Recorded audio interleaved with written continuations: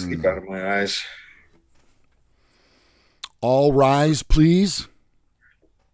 All eyes? No, not all lies, please. Welcome to the All Eyes Show with Corvette Ronnie and Lou. Good morning and welcome to Matt. Please be seated. Good morning and welcome to M.A.S. for Sunday, May the 16th, 2021. And now, a reading from the book of Bro. 2021. Wait. According to Brose Feliciano, a bro is never vegan. No. Bros before hoes. Let me explain. Please explain. A hoe, so you know, is defined as any woman that is not your wife or direct family. That's a lot of hoes. I know. But see, now we've drawn a line in the sand. We can separate the hoes from the non-hoes. That's the whole point of this. And finally this morning, brethren, bros do not share a drink or popcorn at the cinema. Now, let me define that one. That's between two bros, not between a bro and his hoe. Oh, perfect. Got it? That's acceptable then. I can live with that. This has been a reading from the book of Bro, according to Brose Feliciano. Hey, look who's first in the chat today. I have no idea who might it be. Melanie. I knew it.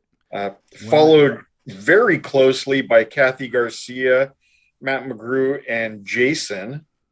Oh, and then Tisha's here now also. Oh, good. Good morning, Tisha. Sometimes I notice in the playback I forget to say good morning to her, but yeah, we got a good showing already. We got a lot of people in here. All right, terrific. I'm waiting to get this going here. Let's see, live.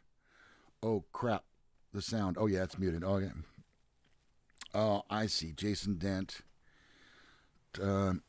Jason and I. Sorry, I think I need my glasses this morning. I'm having trouble seeing. Jason and I have been working on a small project together. And I can't really go into it, Ronnie. I'm sorry. You're going to tease it like that? And then. Let's just say that I have a lot vested in this project. And I dragged him along. So it's a project about vests? Yes, it's a vesting. I'm going into the vesting business. I'm bringing Vesty back. Hey, Table Saw and Rick Clemenson showed up also now. Table Saw 818. Robert, good morning, my friend. It's always I feel very good. All the regular people are here. Not all of them, but a good amount. Absolutely. Before we get started on the content, on the meat, you'll see going across the page right now a GoFundMe. Do you see that? GoFund.me/444A5B23. What is that about? Please help if you are able. Well, I have a good buddy. His name is Johnny Whitley. Oh, my computer's doing really weird stuff. It won't let me do anything on my own. There's a picture of Johnny. Wow, what happened? Oh. There's a picture of Johnny right there. There we go. Did you see it? It was up. It flashed for a second. There it goes. Okay, that's Johnny Whitley right there. Johnny is about a 35-year-old man, and he has been diagnosed as terminally ill, and his family and he have not given up. They have not given up the fight. There is, let's see if I can find it here. At that GoFundMe page, It says, my brother, where'd it go? My brother has soft tissue sarcoma that has spread to his spine and caused his spine to fracture. Boy, this computer is doing all kinds of stuff. Are you with me still? Yeah. Okay. We are seeking alternative therapy through the Brzezinski Clinic, which is not covered by health insurance. And my friends, I know that not everyone is in a position to help Johnny. And Johnny understands that. But if you've survived through this COVID-19, you have a few dollars that you could spare. Could you please donate it to Johnny and his family at the GoFundMe page that you'll see running throughout the show? Even the smallest amount can help. I'm doing everything that I possibly can. What happened to our crawl here? Scrolling text. Boy, now it's not scrolling. Yep. All right. So if you can, that will be in the description below. Okay? In the description below, you can find a link to his GoFundMe page, and he and I would both appreciate it if you could make a donation so that he can get this treatment. All right? This is a terminally ill cancer patient who's been dealt a tough hand. I've known Johnny for the last almost 10 years, and I've known him to be one of the toughest guys, man. His dad and he have a business, and they do pipes and that sort of thing. It's very heavy work. And Johnny's been ill, and his dad's been carrying the torch. It's a tough situation. And if you can help, I certainly would appreciate it, okay? All right. So let's get to our show this morning. Ronnie, right here on my arm, I have my first Moderna shot. Nice. And you're still alive to talk about it. Yeah, you know, I texted you last night, huh? Yes. I bet that shoulder's sore, though. Oh, it is. I'm not looking. I have my second one coming up this week, and I think on Wednesday. I'm not really looking forward to it because it hurt for 2 solid days. It was like, and it's not. I mean, it's not, lifestyle ending. You're going to be able to carry on, but it's like somebody punched you as hard as they can right there in the shoulder, and it's a Charlie horse for 2 days. So, yeah. Probably a lot of people in the room already know what I'm talking about if you had the Moderna, and I would imagine they've all got some little side effect like that. Mm-hmm. I think you're right. Let's see. What's that? But on the bright side, check. Okay. On the bright side, you have now got your one of 2 vaccines. So right. You're halfway there, and I'm almost done. Like I said, I just have another 3 days to wait till my second. What shot did you get?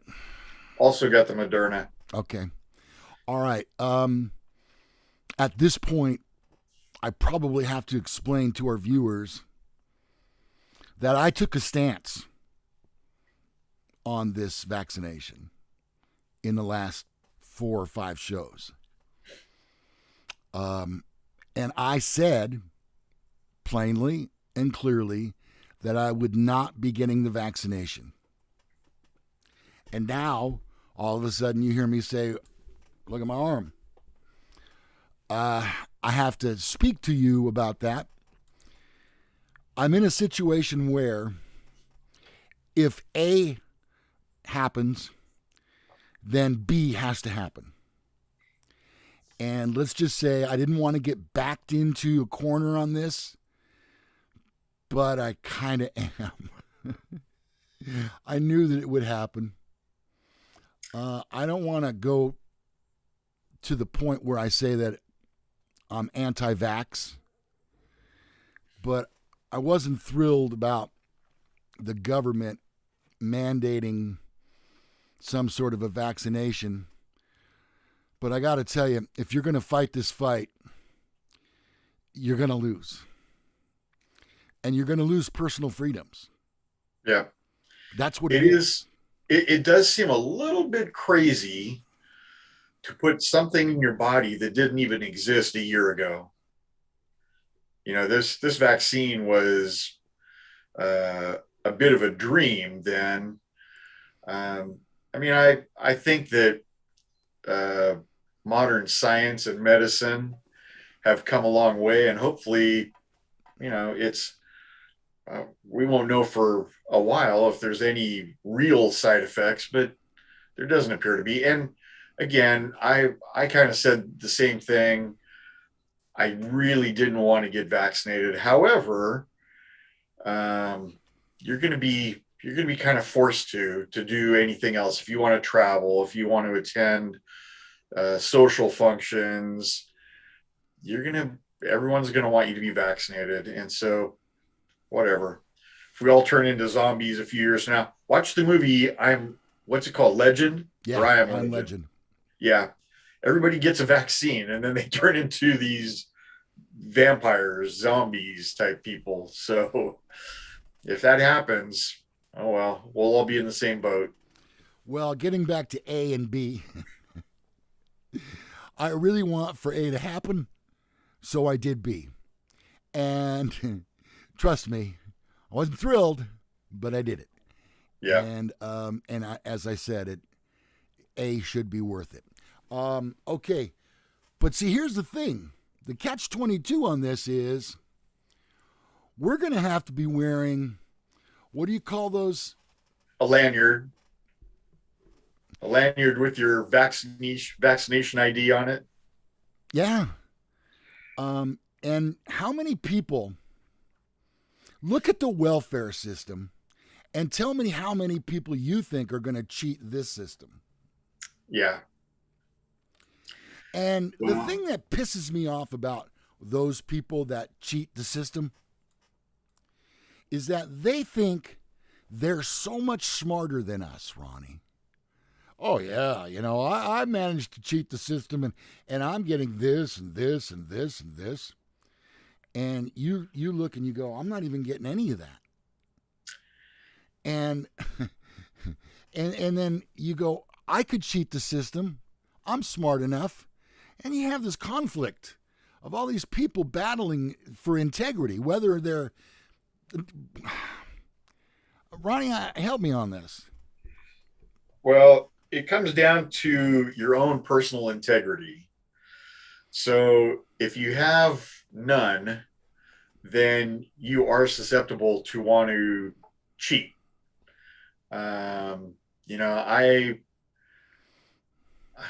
I just think, hey, if you're willing to work for what you get, then you're gonna be okay. Yeah. It's certainly I don't know. So far, it's worked out for me so far, and I think that, and I've worked pretty hard over the years, and it's all paying off now. But don't get me wrong, there are people out there that work hard and still can't seem to make ends meet, and I feel bad for them. But I think it's just a matter of sticking to it. We certainly, holy cow, we struggled for a while. We had kids in private school. We weren't making private school money, and you can't drive new cars and do everything else that all your neighbors do. If you want to funnel your money somewhere, then you're going to sacrifice somewhere else. So I agree. Well, okay, that brings us to mask wearing. Let me try to clarify this for you, okay, Ronnie? Whether Please. or not you need to wear a mask. If you're doing something, you need to wear a mask. But if the person that you're doing it to doesn't require a mask, then you don't have to wear a mask. But if mask wearing is what you want to do, when you go these places that don't require a mask, you can wear a mask. But if they require you to wear a mask, then you have to wear a mask unless they say you don't have to wear the mask in the store. Now, out of doors, you don't have to wear a mask anymore. However, if you're in have you got this? Are you? You don't even look like you're taking notes, Ron. It's all right here. So let me wrap up. If you have to wear a mask, you have to wear a mask, unless they tell you don't have to wear a mask. Then in that case, you don't have to wear a mask unless you're in a large group. If you're in a large group and you're outdoors, then you have to wear a mask. Ooh, that seems complicated, actually. Not really. No, I guess not. There's a lot of, it's like one of those flow charts. Are you in a group of people? Yes or no? And then if it's yes, down, right, you go this way. Right, and then if it's no, you go that way. Yeah, it's. Well, see, I saved somebody from having to do that because I just clearly and concisely explained the mask. You explained the flow chart very clearly and concisely, so we appreciate that. The following is a story about Delta Airlines and the number one most controversial issue in business right now. It's the kind of thing, well, let's put it this way. No matter what industry you're in, it makes sense to follow the airlines. They offer never-ending series of case studies that can help you make better decisions. Today's case study, whether you realistically can or should require employees to get vaccinated against COVID-19. Last month, a study out of the Arizona State U concluded that about 65% of U.S. companies will eventually require their employees to get vaccinated. Now, that's a question of whether that's constitutional or not.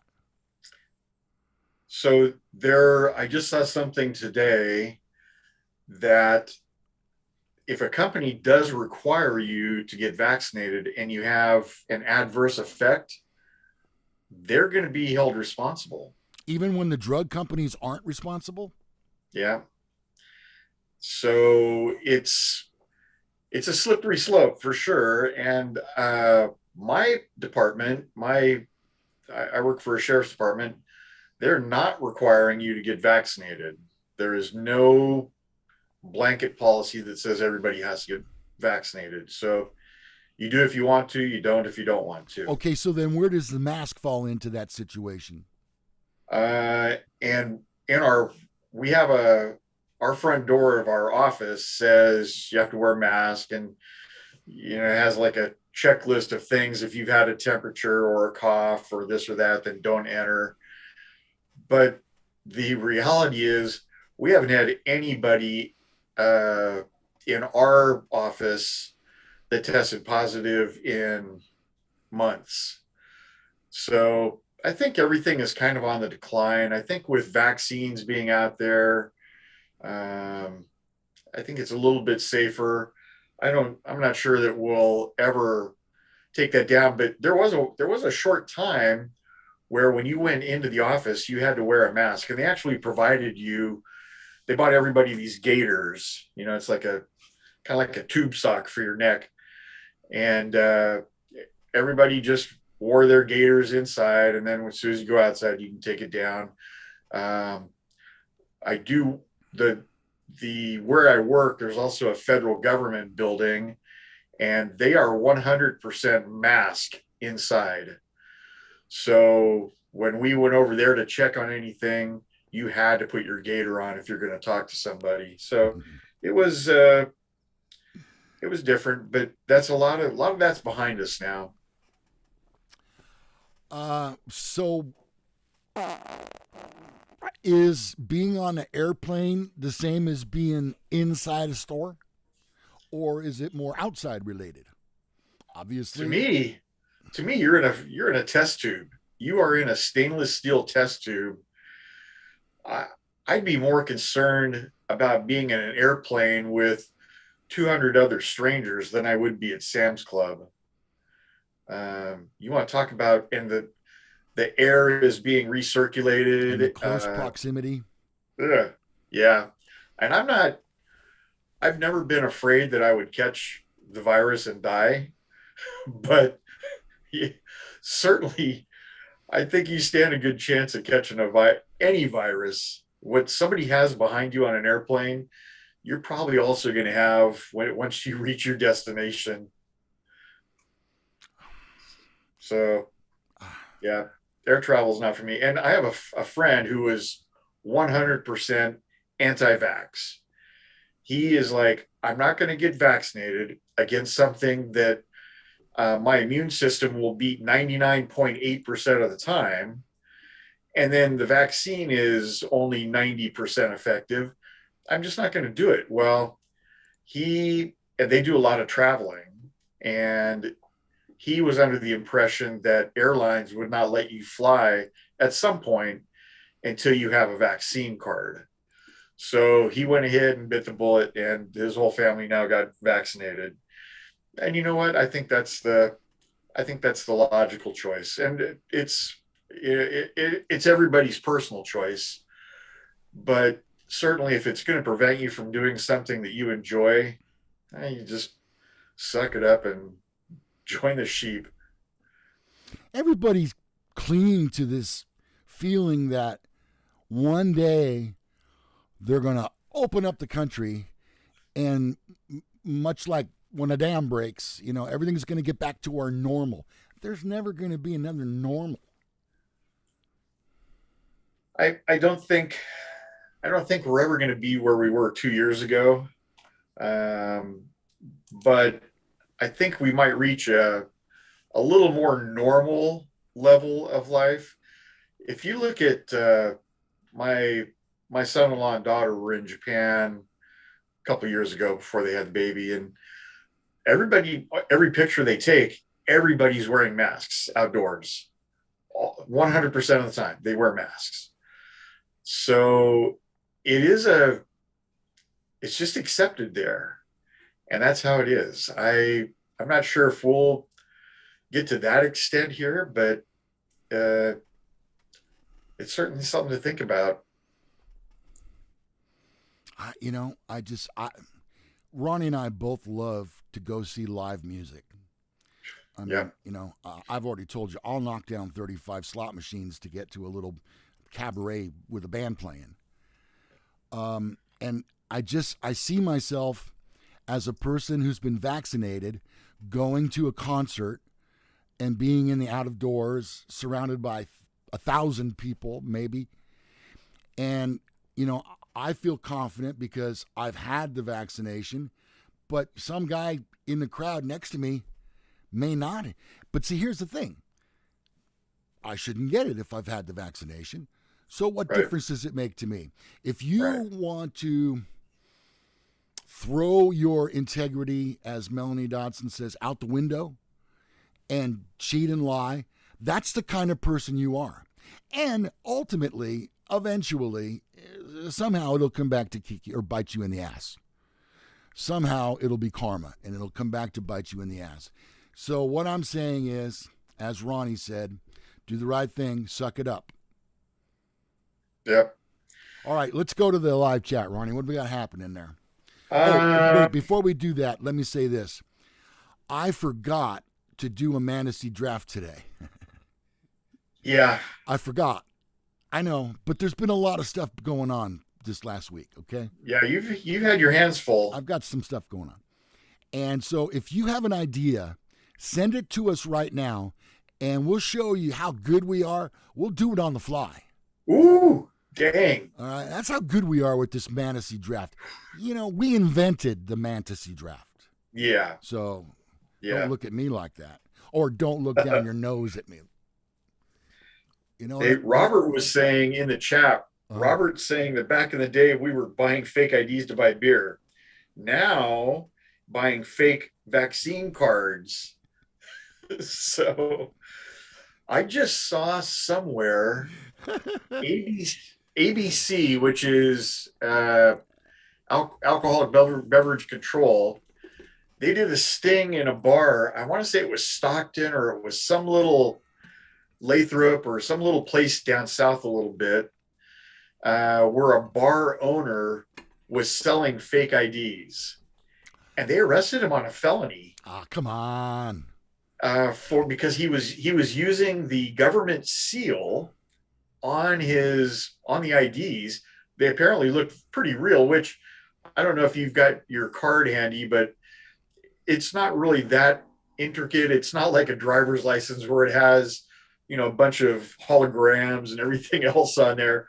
It's just a card. It's just a beige card with, it would be very easy to copy. Do you know I did not get a card? Should have. I didn't get one. Well, when you get your second shot, you will. My first shot, they gave me a card and told me to bring it back with me on for my second shot. Well, that's what I would have thought too. But you know what? And where is that paperwork? Well, I don't know. I did something with it. It's not here. For some reason, I didn't get one. Okay, so in the chat, you can send us your ideas for a fantasy draft. Yeah. And let's check on some of the feedback now. Ronnie, you take it. Nobody's got any suggestions for fantasy yet. Okay, all right. Yeah, let's see. And Sakar's saying that there's lots of precedents with law regarding the constitutionality of, the shot, and as far as who's responsible if you get ill. I think, I don't know, every human body is different. So you can't just say that no one's going to get sick after getting a shot. There are some people, and they weren't able to 100% trace it back to the shot, but that Johnson & Johnson shot, you had a couple of people die a short time. I mean, a couple months after they got their shot. They had blood clotting issues, but it was 6 people out of 7 million vaccines. So it's kind of like that Dumb and Dumber. So you're saying there's a chance. It is, and I still don't think Johnson & Johnson, I don't think has changed their vaccine because they don't feel that it was caused by, those medical issues weren't caused by their vaccine. I'd be totally comfortable if I could have got a Johnson & Johnson shot because it's one and done and you're good to go. But yeah, what the hell? Yeah. So I didn't really have do they have Rite Aids across the country? I hooked up with a Rite Aid to get my shot, and I had to drive like 12 miles into Carmichael. To go to that one specific Rite Aid, and they only have Moderna. But it would seem to me that Johnson & Johnson, where you just get one and done, boy, that's a way to go right there. I tell you what. I mean, that's a huge selling point for me, is not have to go back, 3 or 4 weeks later and go through the whole process again and the whole sore shoulder again. And by the way, I had 0 side effects from that, except for the sore shoulder. But I got a shingles shot, I don't know, about 6 months ago or so.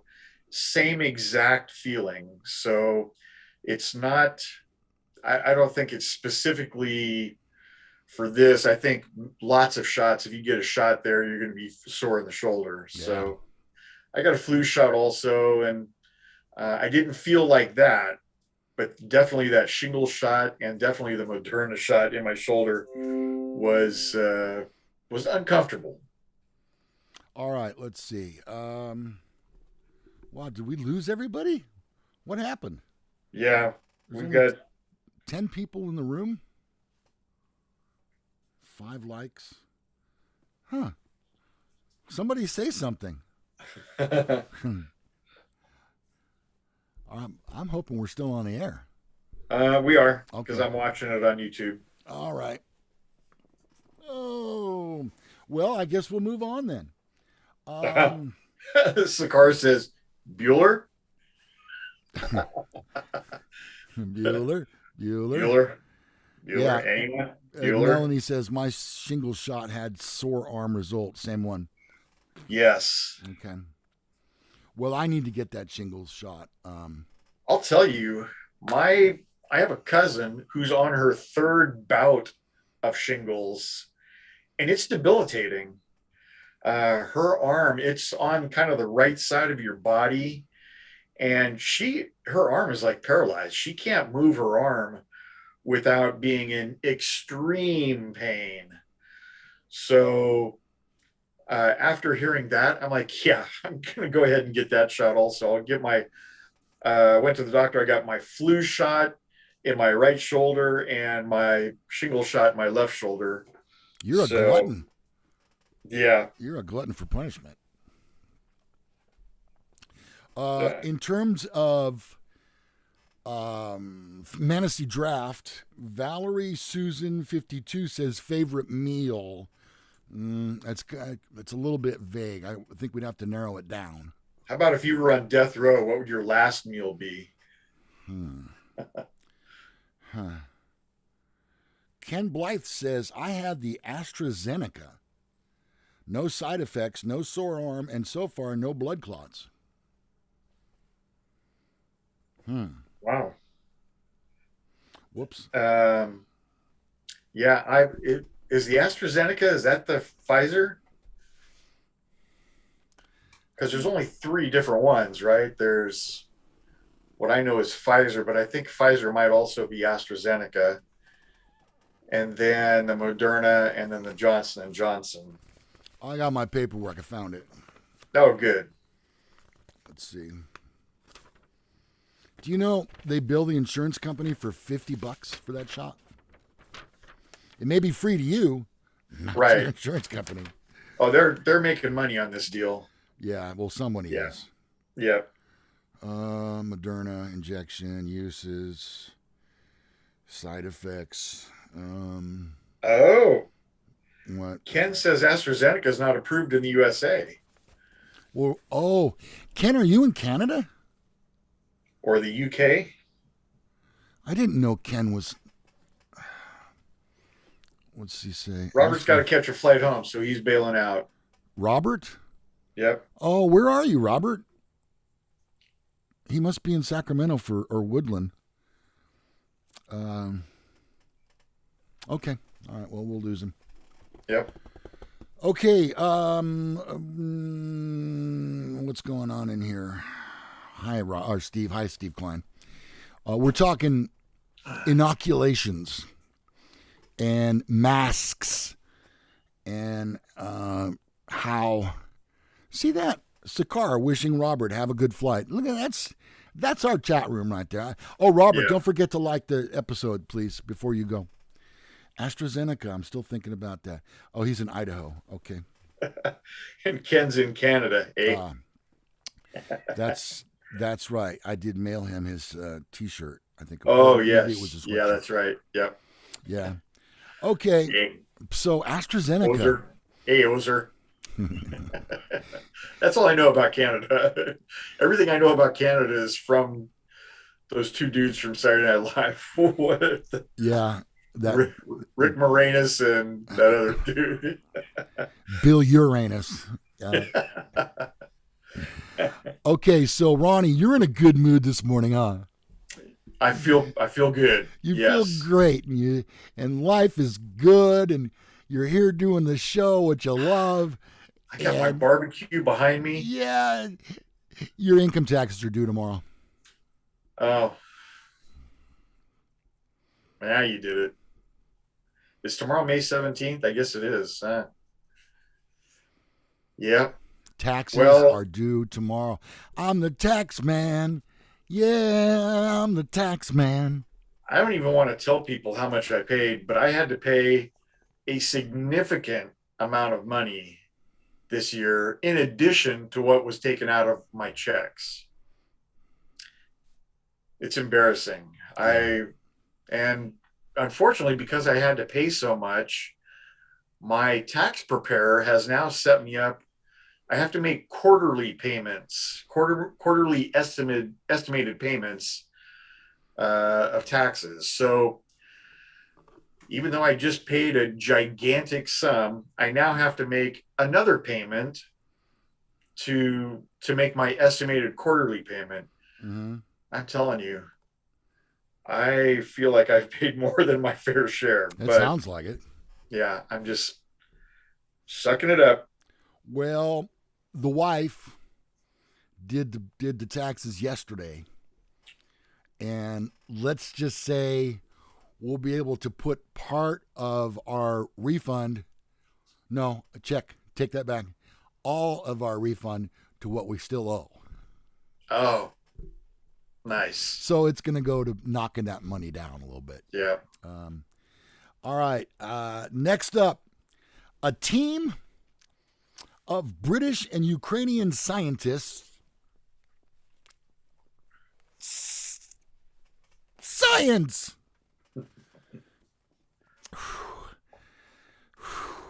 Are battling Ukraine's government in court for the return of 1,500 bottles of liquor made from radioactive apples grown near the Chernobyl nuclear power plant. The liquor, branded as Atomic, is part of a 4-year experiment by the scientists to see if they could produce a product safe to consume from crops grown in an area that was contaminated during the 1986 nuclear disaster at that plant. The team sourced the apples from a farmer inside the outer ring of the 18-mile exclusion zone. Around 10,000 people still live in that outer zone, and the scientists hope that farming, which is still officially banned there, can now be safe to resume. So, radioactive apple vodka. Show of hands. Yes, please. Yes, please. Take my money now. The nice thing is it only takes one apple to make a gallon of the vodka because the apples are the size of a car. Yeah, and an apple a day. Yeah. Apple vodka, radioactive. Man, oh man. It sounds amazing. You know what? I bet they could probably bottle it in a clear bottle and make it like a bright green chartreuse or something that looks radioactive. Oh, that sounds good. I'd buy that. I'd buy that in a heartbeat. Me too. I would want to do kamikazes. Make kamikazes with vodka. Sakara wants to know what the half-life of the vodka is. All eyes were on Kentucky Derby winner Medina Spirit at the 146th Preakness Stakes, but it was 11-1 Rombauer who outran the field to win the second race of the Triple Crown, so no Triple Crown winner this year. Well, and isn't the winner of the Kentucky Derby being investigated for some illegal substance in the horse's blood or urine? No, the horse was involved in a prostitution sting. Oh, that was the investigation. Okay. Happens to the best of them. Well, you know what? You know what I say about prostitution? No, I don't, Ronnie. Tell us. Just say nay.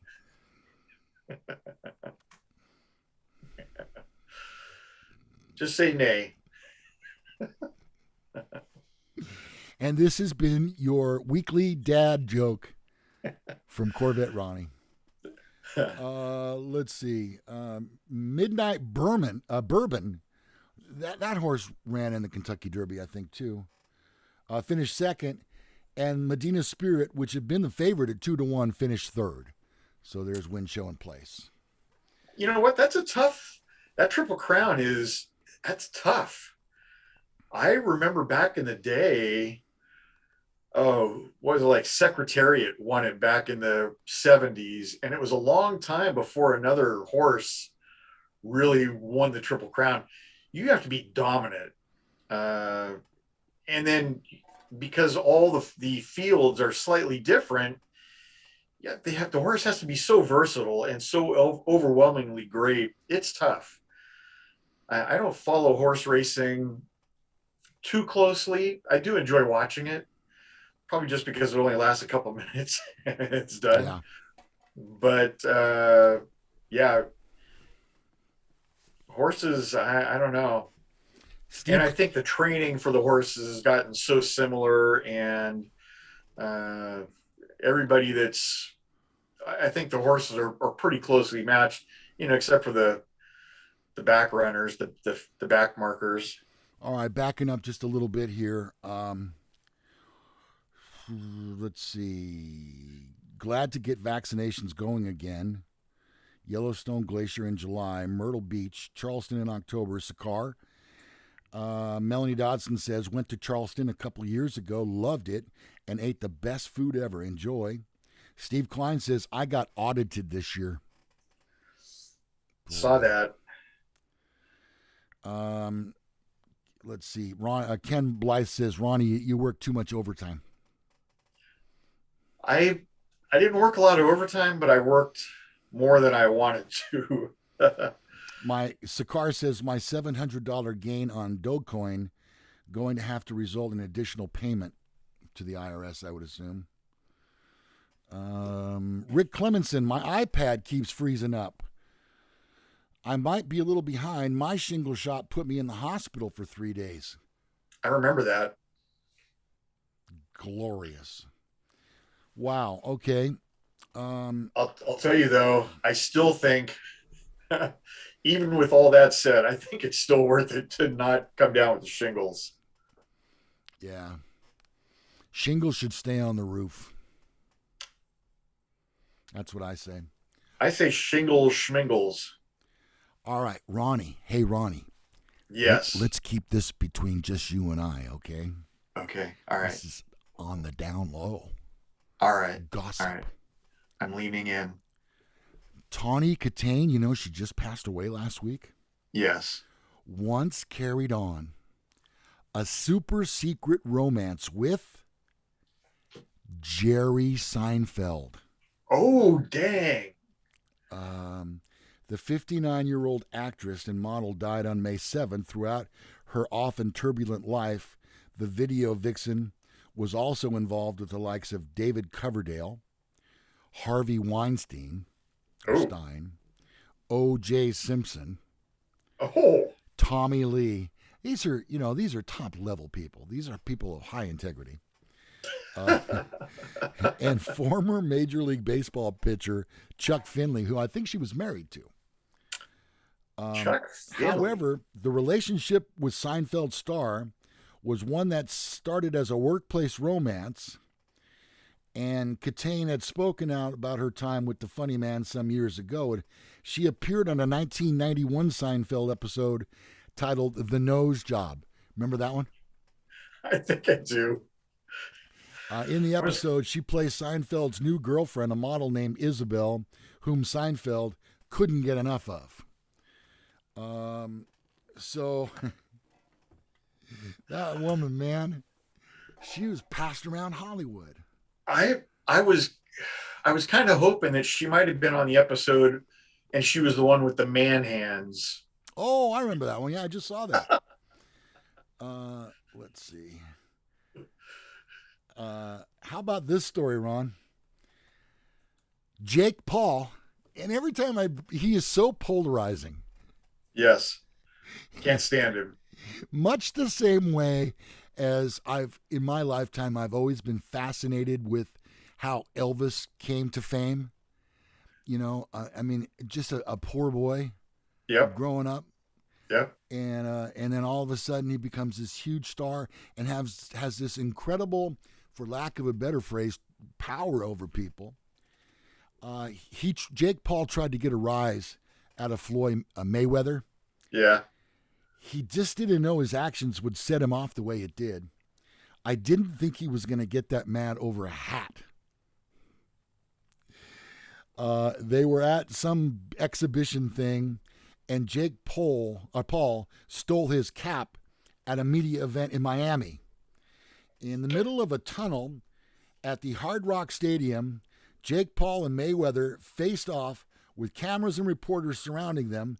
They jawed at each other for a couple of minutes when all of a sudden Paul plucked the cap off of Mayweather's head and attempted to run away. It's so stupid. But you know what? I get what he's doing. He's trying to hype the fight. Because every fight he's in is just another payday for him. So he says, I was holding on to his hat for dear life. I was like, no, I'm not letting go. That was the main thing that they were concerned about. They were like, give us the freaking hat. give the hat. And I was like, no. And then they finally got the hat. It's ridiculous. I just think that, and like I said, Conor McGregor is probably the best at self promotion ever, and he did things that were so outrageous, but his fights, I mean, pay-per-view, they were watched by millions, tens of millions, and so it works. And I think that Jake Paul is probably taking a chapter right out of his book about how to promote your fights. So yeah, it's amazing. He is not a fighter, but he is, and he's not terrible. He has such a following that he can actually almost sell out a pay-per-view event. Yeah. I don't know if this one has been sold out or not, but I mean, that's a lot of tickets. Well, I mean, he's not. You know I mean? He must have some training because he's not terrible. And so I think he's getting some instruction, but he's certainly not on a level of Mayweather or anybody that he's boxed. I want to see him in there with Mike Tyson. That would be I would sign up for that fight. I would get the pay-per-view, and I'd have like 50 people over here to watch it. Watch 1 minute? Yes. Yeah. Be totally worth it. $69.95, worth every penny. Just to see him shut up. And I would hope that Mike would just hit him hard a couple times, but not knock him down. Right. A couple liver shots, and then that uppercut that knocks teeth out. That's what I want. Yeah. Well, you may get it. You may get it in this fight, just on a smaller scale with Mayweather. Yeah. But I would like to watch it. I would. Would I pay for it? No, really. It's you know what it is? It's a novelty. It's a novelty. It is a novelty. Yeah. And speaking of novelty, our final story this morning, it hasn't been a great first season in the number 23 car for Bubba Wallace. First of all, he was given a great opportunity because of who he is/was. Wallace, who is racing for Michael Jordan's new NASCAR team, has struggled at times, really, during the 2021 season. He is currently in 21st place in the point standings. That's like halfway. A NASCAR race has 40 cars take the green flag.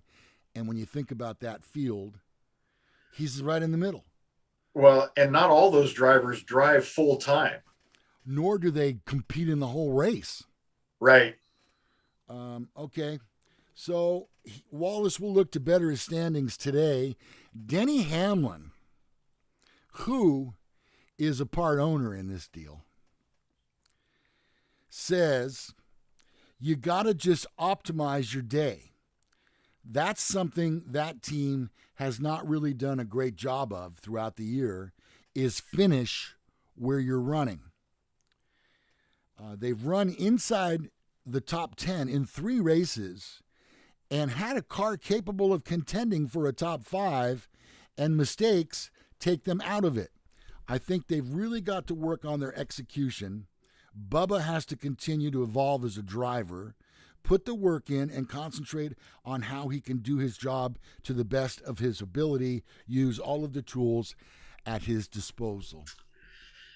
I can't remember if it was 2 or 3 weeks ago. He was in the top 3. In fact, he was leading the race for a hot minute. That's what Danny's talking about. And somehow, I think he ended up 9th or 10th in that race. Well, see, How do Ronnie, you? I got to believe that on that team, albeit a new one, with Michael Jordan money, they ought to be able to compete. They ought to be able to get the Roush motors. They ought to be able to get. The only thing they don't have is a teammate to share information with.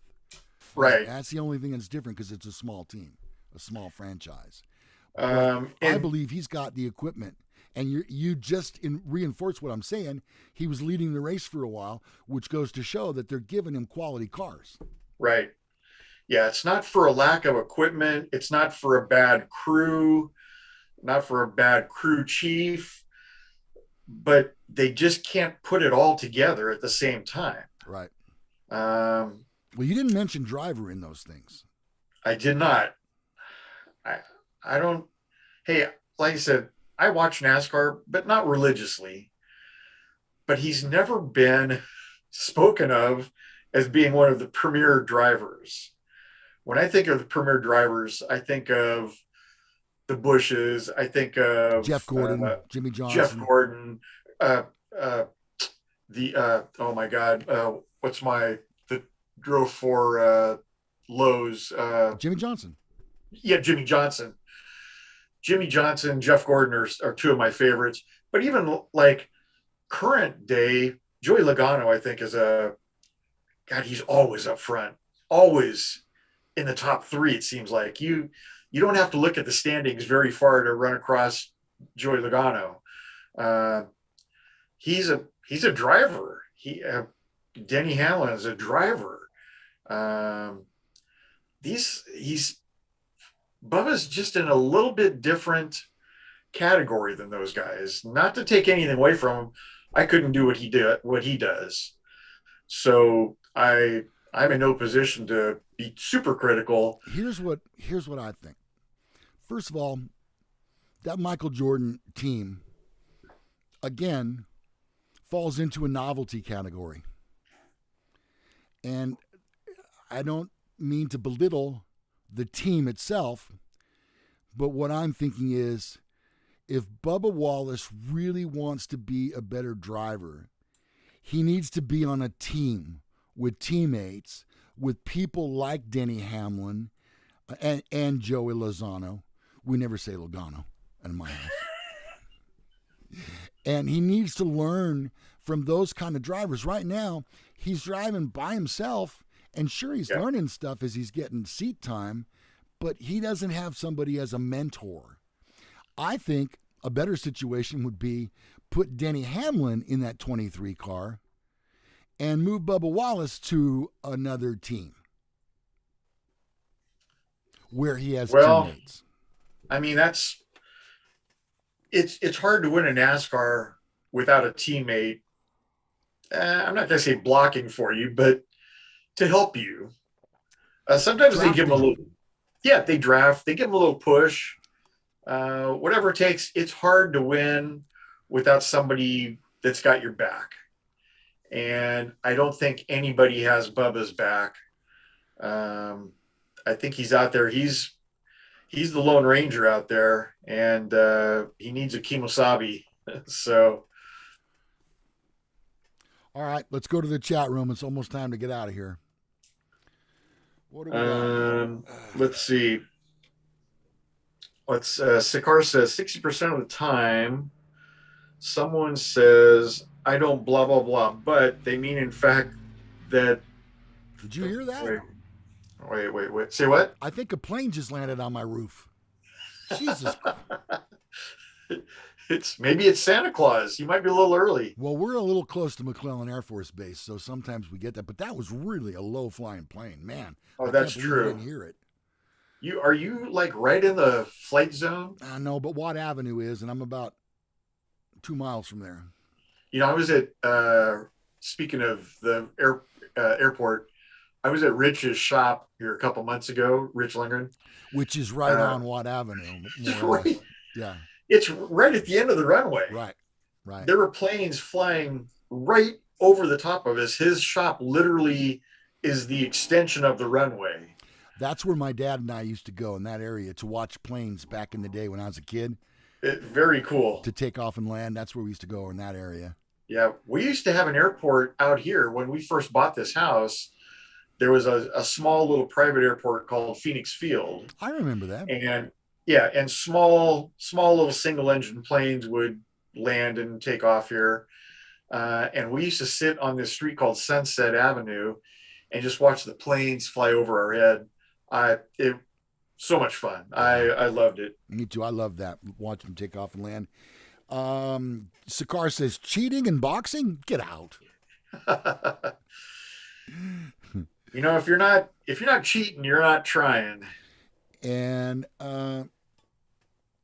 Sakar says 60% of the time someone says, I don't blah, blah, blah, but they do, in fact, mean the first part every time. What? 60%? I'm not sure I understand. Watt Avenue. Right, Sakar says. No, we have Watt Avenue. We have Howe Avenue. We have Y Street. Yeah, yep. It's like a scene out of an Abbott and Costello, Macaroni as Avenue. Sakar said. Yep. Who's on first? No, what's on first? Third base. Okay, Ronnie, we better get out of here. We're at the 59 point. Yes. Yeah. Behind you, I see nothing but barbecued items. What's going on with that? It is National Barbecue Month. Oh, Today, I believe, is Barbecued Hamburger Day. which we're having tonight. This just happens to be tri-tip, which I got a brand new barbecue / smoker last week, and we did tri-tip off the hook. It was so amazing. We smoked it. We smoked the tri-tip instead of barbecuing it. So amazing. Oh my God. There's a little bit left. I might have it for breakfast. Ooh, that sounds good. Oh boy. I think in the Gallagher compound today we're having French toast Ooh, that'll be nice. because I'm watching Yeah. my weight. What's your weight doing? Right now, it's just sitting back in this chair, which is what it does all day. All right. Once again, let's see if I can do this correctly here. I want to remind you about my buddy Johnny. There's a picture of Johnny right there. He's about a 36-year-old man that I met where I worked at Trico Welding Supply. And he is suffering from a terminal case of cancer. He's already had surgery, and he wants to try a particular sort of therapy, which I'm trying to get the name of right now. Here we go.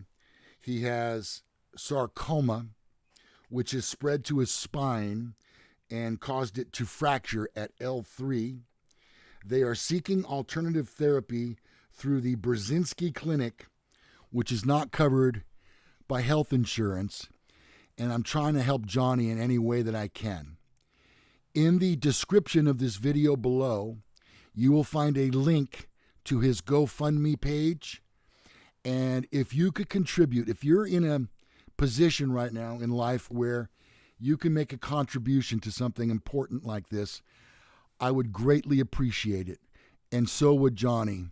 I asked Johnny to come on a show today and talk about things, and he is so heavily medicated that he was afraid he would embarrass himself. So I said, Johnny, that's really not necessary, buddy. I got your back. So if you can make a donation to his GoFundMe page, I'm begging you, please do it today, won't you? Johnny, I love you, man. I want nothing but the best. You know what? For Best wishes. Hopefully you find a little relief. Yes, and peace. I pray for peace for you, my friend. Really makes me sad. All right. Yeah. Ronnie, I hope That's that you terrible have disease. a great day. I want to thank everybody in our chat room. Be sure and hit the like button before you exit and jump onto something else.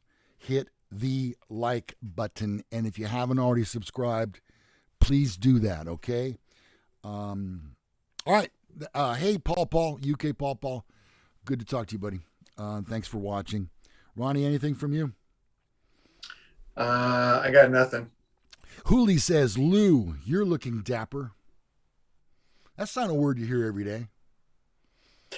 I just got my blue button down on.